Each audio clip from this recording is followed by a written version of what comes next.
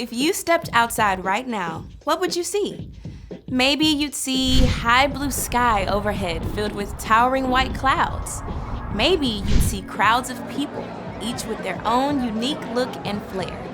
Maybe you'd see leafy trees with colorful birds swooping through their branches. Maybe you'd see tall, intricately designed buildings or vast mountains. From the rough mosaic bark on a tree to the fine lines of blood vessels just beneath your skin, every bit of it is God's handiwork, or the work of people God created and inspired. Paul writes in his letter to the church in Rome, "Ever since the world was created, it has been possible to see the qualities of God that are not seen." As you look at the world around you, it's impossible not to see the fingerprints of God, to see God's power, imagination, and faithfulness. Seeing what God has created and hearing stories about the wonderful things God has done can lead us to trust God more and more. And when you trust God, you're ready to make a move. As you begin to rely on God to help you face your challenges each day, others can see God at work. That's why faith is an amazing way to worship God with your life. Because worship is about more than just singing loud, it's all about living loud.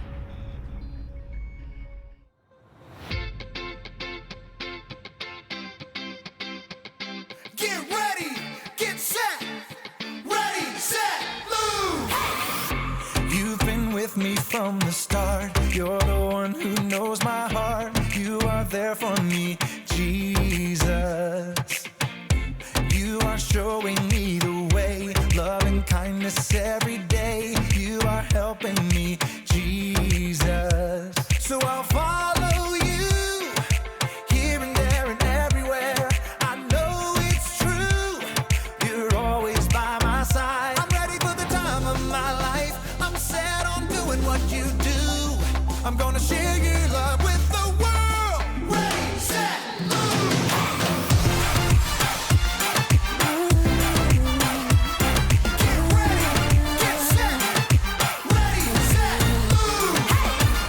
You've been with me from the start. You're the one who knows my heart. You are there for me, Jesus. You are showing me the way, love and kindness every day. You are helping me, Jesus. So I'll follow you, here and there and everywhere. I know it's true, you're always by my side. I'm ready for the time of my life. I'm set on doing what you do. I'm gonna share your love with the world. Ready, set, move!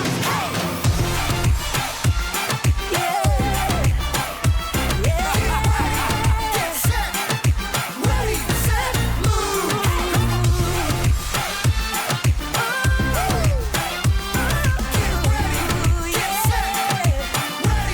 Here we go! I'll do what Jesus told me, believe what Jesus showed me, love 'cause Jesus loved me. We trust that He is with us, no, He will never leave us. Let's shout what He did for us. Bring it down! I'm ready for the time of my life. I'm set on doing what you do.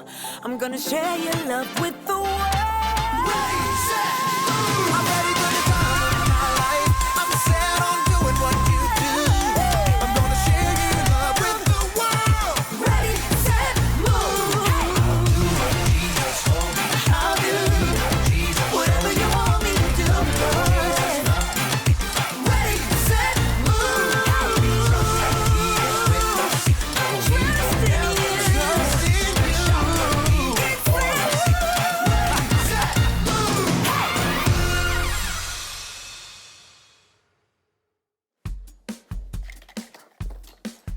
Hey everybody, welcome to the Story Lab. This week we're talking about faith while we take a look at the story of someone who had to lose his sight to see.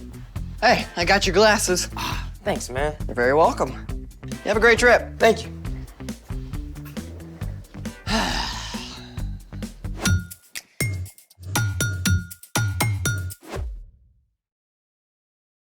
Hey, I'm Carter. And I'm Zeke. We're talking about faith. Which is trusting in what you can't see because of what you can see.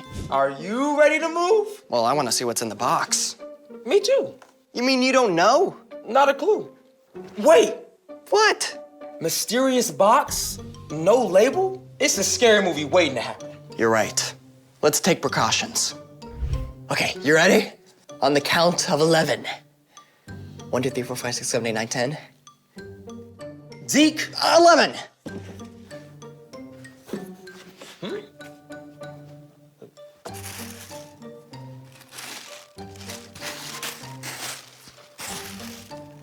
Nothing. Oh, wait. There's a flashlight.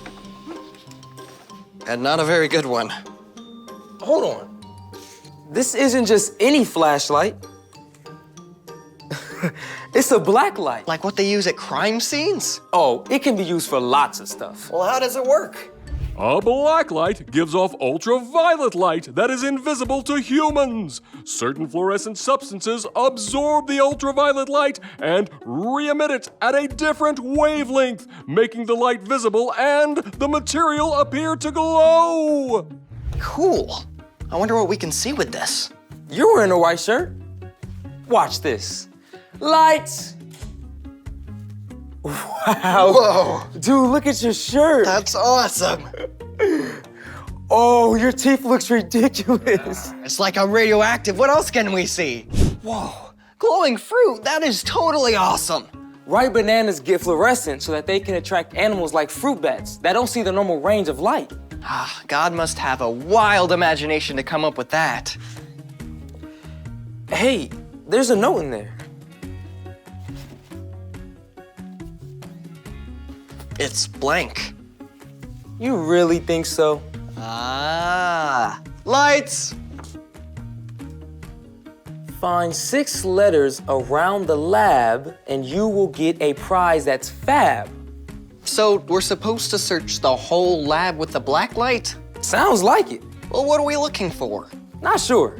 Let's start over here. Following right behind you. I see you. Just make sure you have my back. Oh, look. Ooh, it's a P. Wow. Let's keep going. Okay. Oh, it's a 3. But that's a number? I think it counts, right? As numbers do. Let's keep going. Okay, so we have a P and a 3. Oh, look. Ooh. An L. The plot thickens. Yeah. I think we gotta find some more. Ooh, right behind you. We gotta find some more, Zeke. Oh, look. X marks the spot, huh? Arg, matey. Okay, so we've got 3, P, L. X. Okay, 2 more. Right, that's 4. I'm kinda scared, Zeke. Don't be, I'm right here. Oh, here's an A. Scared me. Okay, one more. One more. What have we got so far? 3, P, L, X, A. One more. One more. Where is it? You find it. No, I couldn't. You haven't found one yet. Oh, okay. Is it on the ground? No. Is it on the ceiling? No. Ooh, you're moving too fast. Oh, sorry, where are you? Oh, there it is! Oh. It's a C. Okay, so that's 6. Right. What have we got? We're done. Okay. 3, P, L, A, X. C, That's all of them. 3. I said that. We're done. We're done. Finally. Lights. Okay, that was 6. What have we got? The 3 exact. What if we rearrange the letters? Nope.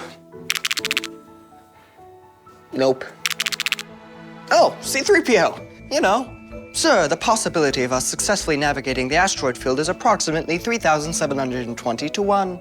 There's no O. Wait, let's see what it looks like with the 3 and the X put together. Wait, I got it. Oh, good, clap 3 times. So we're supposed to clap 3 times? You can do the honors.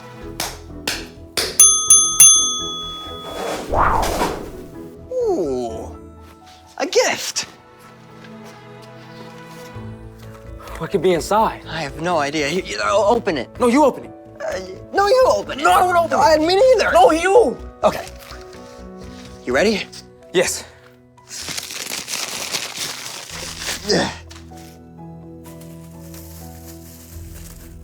Ooh, glow sticks. I know just what to do with these. Yes. Oh.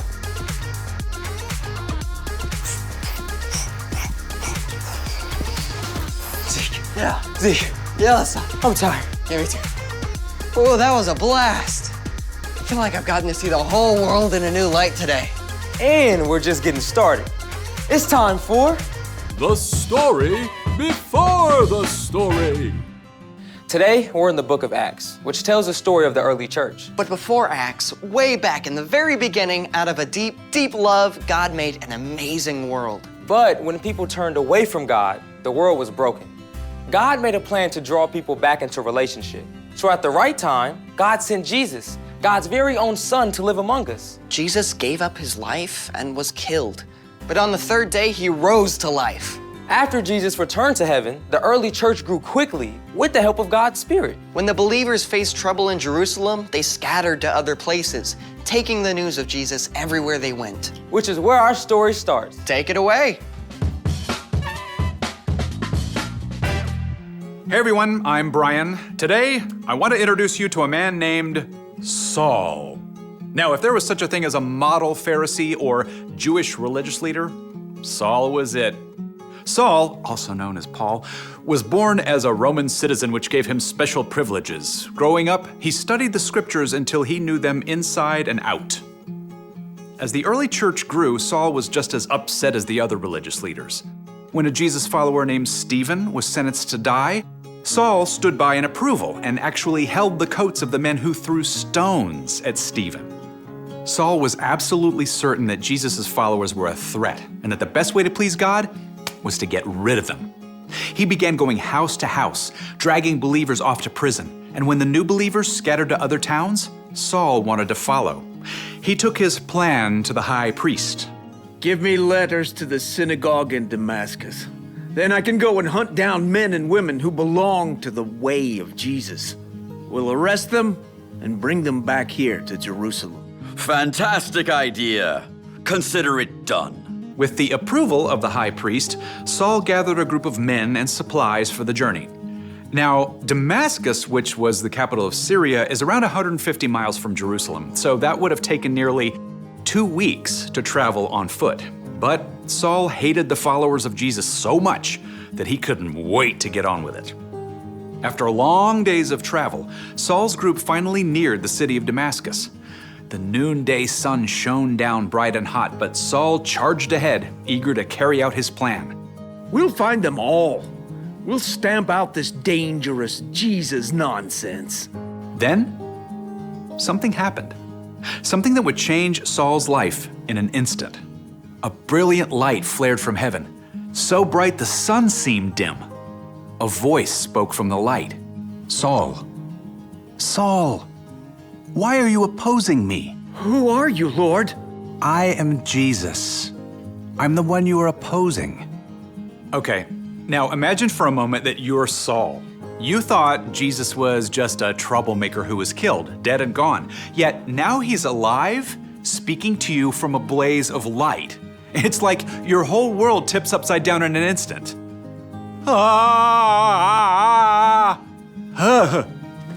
Whew. And Jesus wasn't done yet with what he had to say to Saul. Now get up and go into the city. There you will be told what you must do. The men with Saul saw the light too, and heard a sound. What is that? It's like thunder. As the light faded, Saul stood and opened his eyes. I can't see. Saul had been in full command, yet now he was helpless. Men from the group led him to a home in Damascus, and for 3 days, still blind, Saul prayed to God. During this time, he didn't even eat or drink anything. And that's where we'll leave it for today. The end. Ooh, a cliffhanger. You're right, it's to be continued. You cannot just leave everyone hanging like this. Okay, spoiler alert. Saul's meeting with Jesus did change him. Later, Saul regained his sight, and instead of trying to wipe out Jesus' followers, Saul became one. So, what's our part in the story? Well, you probably won't hear Jesus ever speak to you from a brilliant light. Saul's perspective, his way of seeing the world, was changed in an instant. But as you begin to learn who Jesus is and choose to follow him, your vision too will start to shift. You'll start to see things in a new light. Like the stuff that happens to you. That's true. When you know Jesus, you discover that you are a child of God and that God loves you more than you can imagine. Everything that happens to you, even the hard stuff, becomes an opportunity to grow and become more like Jesus. Knowing Jesus can change how you see other people too. Yeah, it's like you get this supervision to look at your class bully or your annoying little cousin and see that they're made in God's image too. And they deserve your love and respect.